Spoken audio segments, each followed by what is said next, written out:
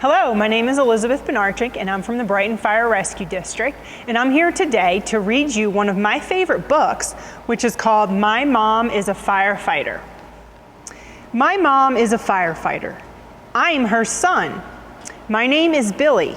Mom says she has 2 families. Dad and me, and Marty, John, Pat, and Captain Mark. They work with her at the Floral Avenue Firehouse. I say I have 2 families too. My mom, my dad, and my firehouse uncles. Uncle Marty, Uncle John, Uncle Pat, and Uncle Mark. When I walk to school, I pass the Floral Avenue Firehouse. Today is Tuesday. Mom is working. I leave home early to eat a stack of Uncle Pat's pancakes. But when I get to the station, no one is in the kitchen. They're all busy. There was an early morning fire, and the Floral Avenue firefighters were sent out. They're back now, but there's still a lot of work for them to do, like hosing down the engine, cleaning the air masks and filling the air bottles, checking the engine's water tank, and washing and rolling the hoses and scrubbing the tools and putting them back in place. I can see this is not going to be a pancake morning. So I climb the stairs to the kitchen, I drink some milk and eat 3 jelly donuts. I go over to the smooth pole and I get ready to slide down. Then suddenly, I remember Uncle Mark teasing me about the time the pole was smooth and sticky. I wipe my hands on my shirt, then I slide down. No sticky this time, Uncle Mark, I say, grinning. Mom walks me to the door. Ready for your spelling test, Billy? She asks. I nod. Dad went over the words with me last night, and I got them all right. Terrific, Mom says. We hug and I leave. I spell the words to myself as I walk to school, just to be sure. After class, I hurry home to do my homework. Mom is presenting a program on fire safety tonight at my school. Mom and Dad and I eat supper. Then we all head back to school. Mom begins by telling us what we can do in case of a fire. I already know. I listen carefully anyway. Get out fast, Mom says.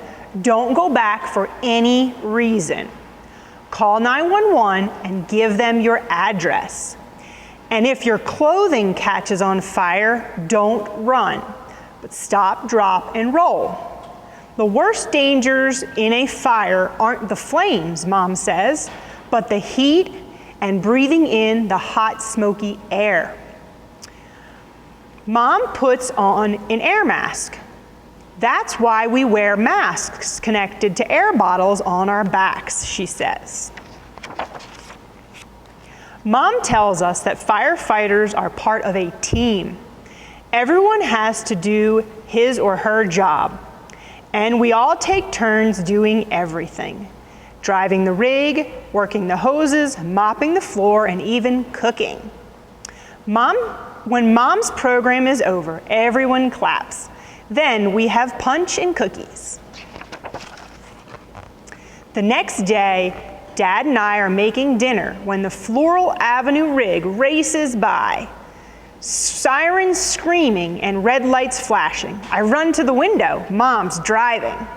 I watch as the rig disappears around the corner.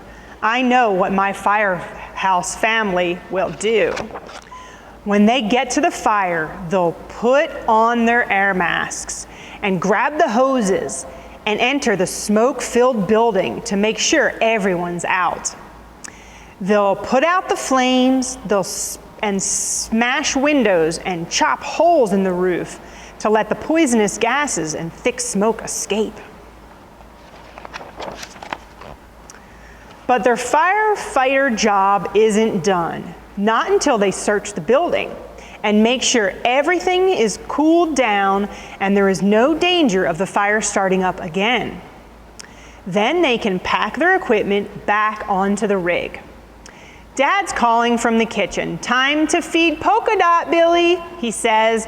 "I'll be right there, Dad," I say. I can't let Polka Dot go hungry.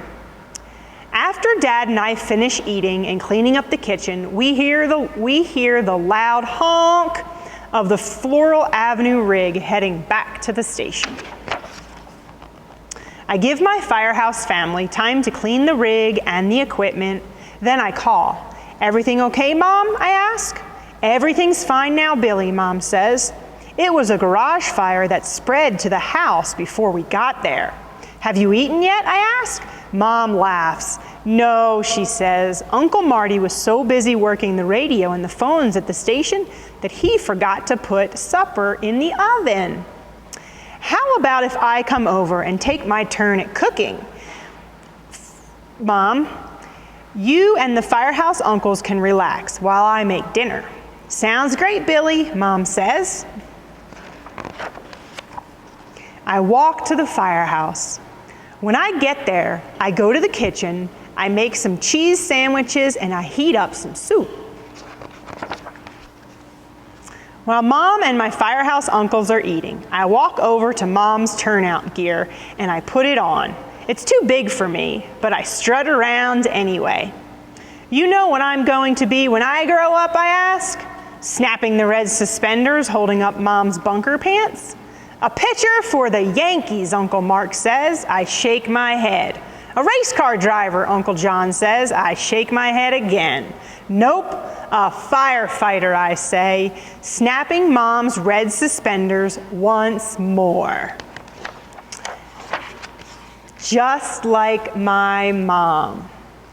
Thank you for listening today, and an important message that I want to send out to you today from this story is remember, if there's an emergency, call 911 and make sure that you know what your address is. Thank you.